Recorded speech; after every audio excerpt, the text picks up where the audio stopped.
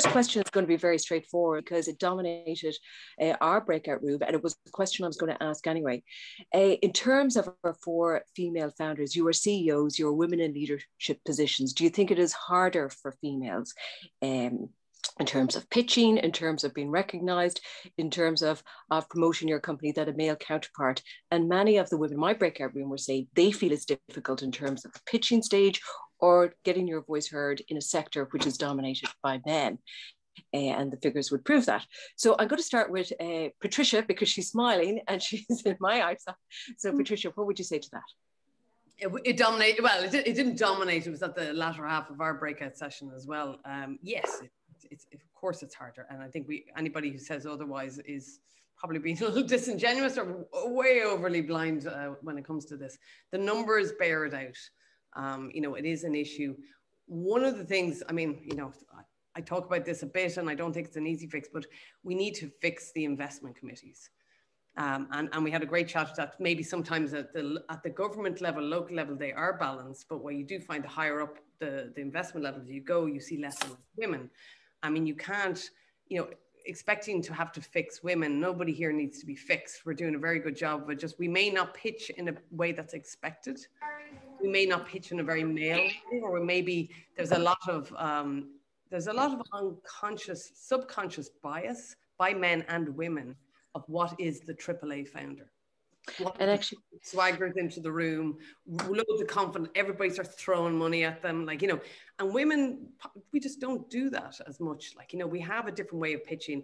It's been borne out in the fact that Fortune 500 companies, bigger companies, SMEs that have female leaders actually adhere to their projections, financial projections, so much more than male. The outcomes are good, they're solid, they're honest, but that's not liked in some ways. Or maybe what it's being pitched, the topic, maybe it's something in, female health, makes people uncomfortable.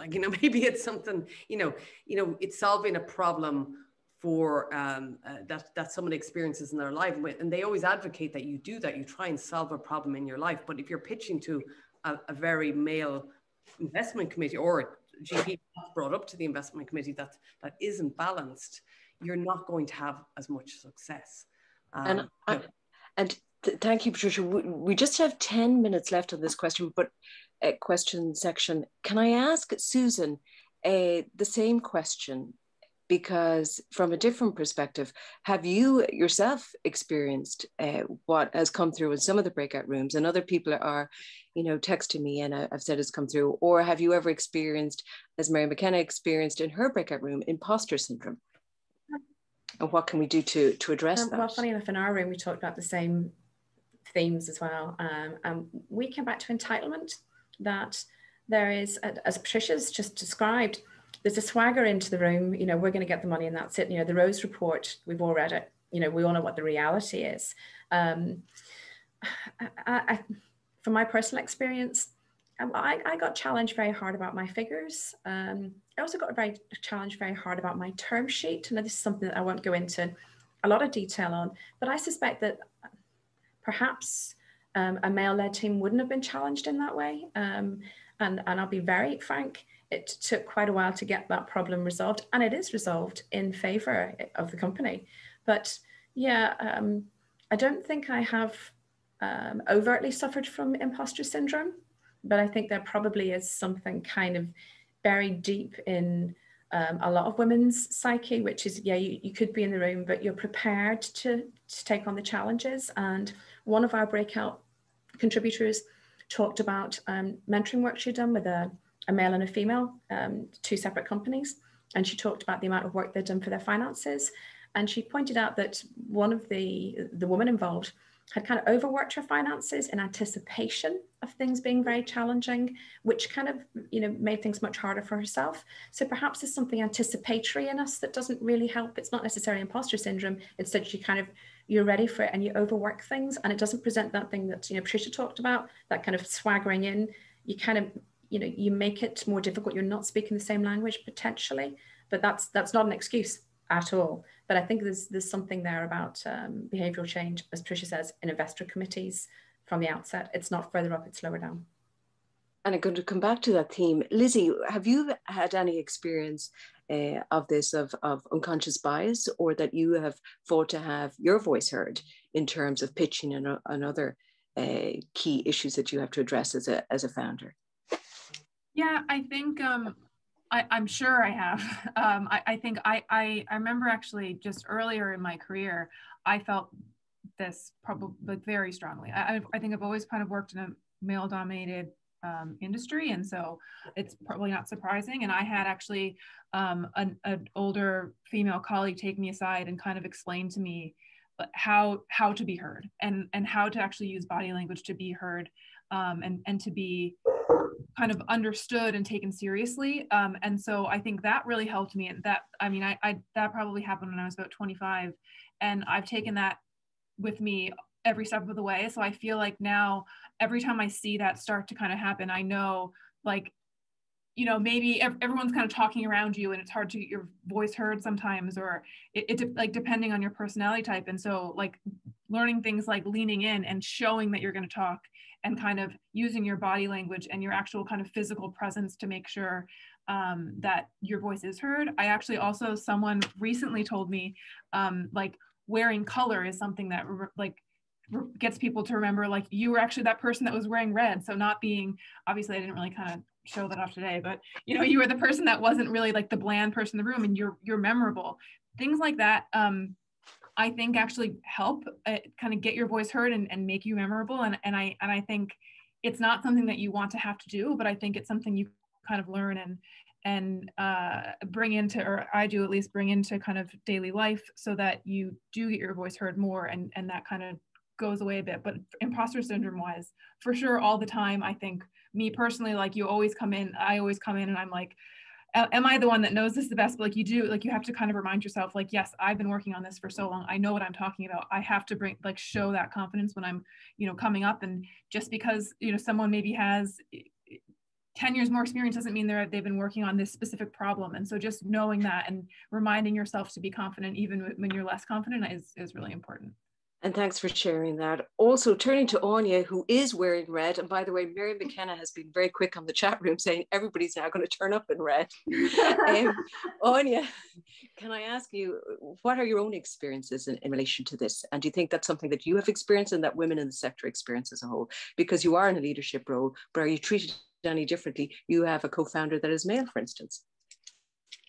Yeah, and the answer, is yes. And I think my experience, I've actually seen it since borne out in research. I think it goes back to 2017, where it was a TechCrunch competition. You had 180 entrepreneurs pitched to VCs, and the final analysis showed that men got promotion questions, women got preventive questions. So men getting the upside, potential gains, tell us the future of the world. Women getting the questions that are like potential losses, tell us about the risks. Have you considered these mitigation factors? And I have definitely experienced that differential of tell us your 5-year forecast versus what are the mistakes that you've made and how you're going to rectify them. So I definitely see that promotion preventative questions.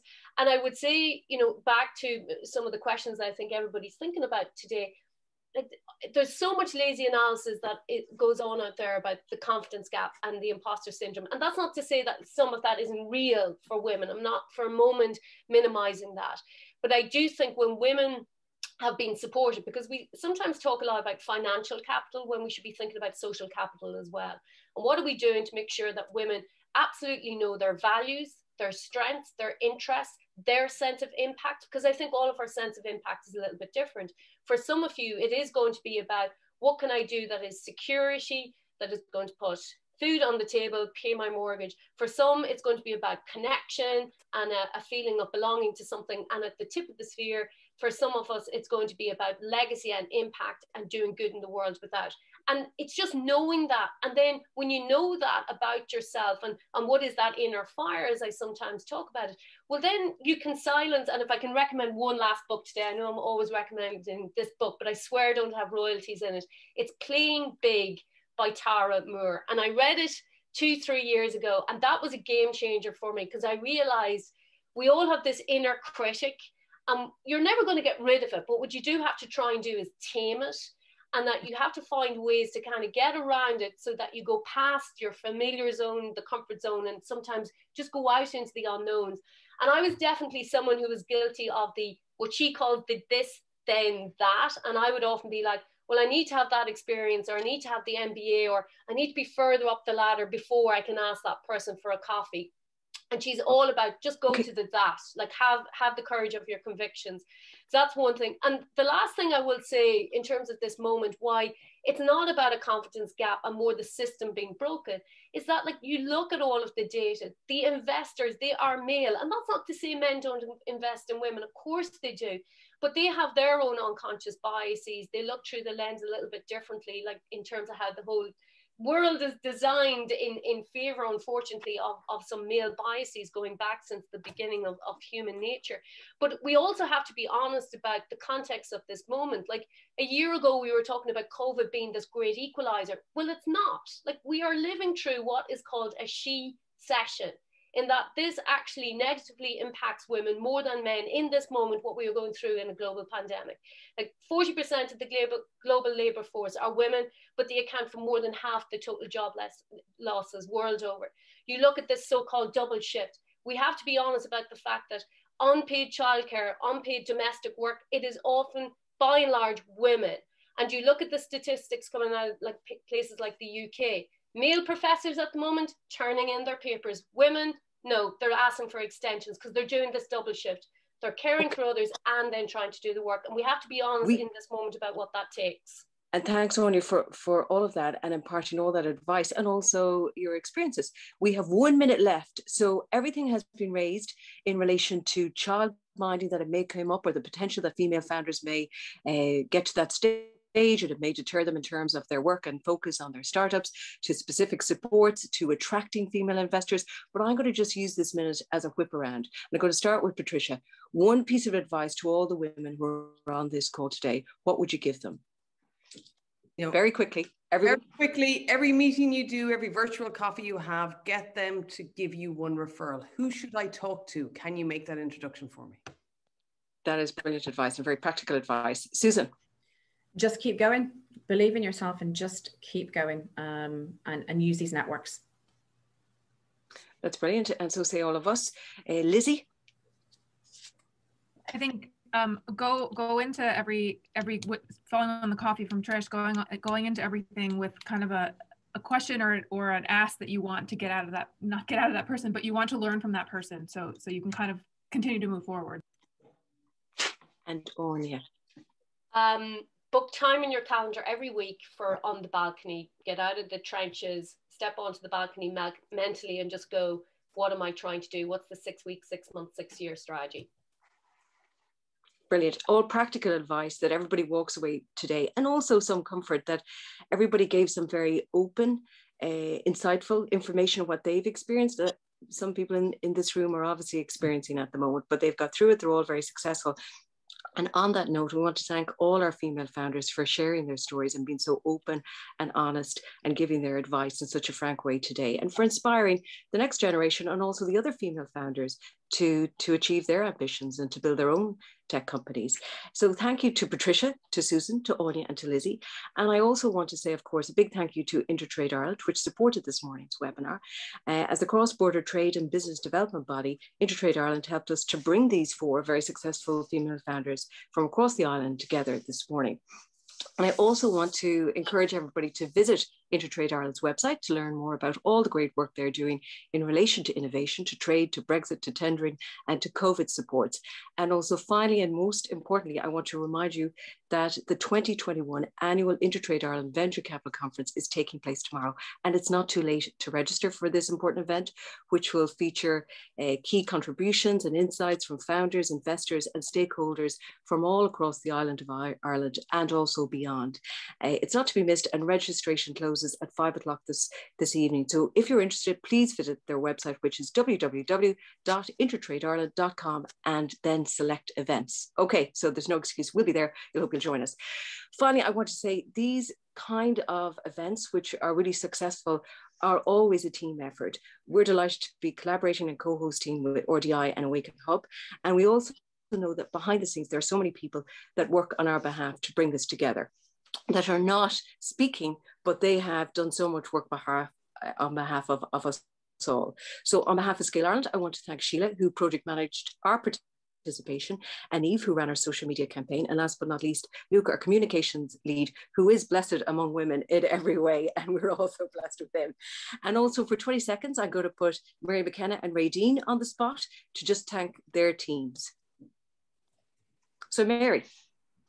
Yeah, I'd like to thank Mary Carty for doing a great job of the panel Q&A today, and I'd like to thank Claire McGee and Sinead Crowley for hosting breakout rooms along with me, and thanks Martina for a great event. Agree completely, Martina.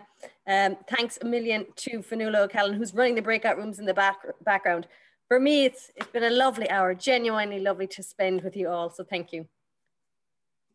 Thank you, Radine. And by the way, we're looking ahead. I hope everybody has a wonderful International Women's Day on Monday. There will be some good news finally on the day itself, because Tech Ireland will be publishing its latest figures on the level of investment raised by female founders for 2020. And it is a really, really positive news story and something that is inspiring on the day itself. So amidst all the doom and gloom, some positive news about female founders and what they are doing. And without further ado, I'd like to thank everyone for attending this morning. I think it flew so quickly because it was a nice conversation and everybody took something away from it. And thank you to our co-hosts and also to our supporters. Thank you, everyone.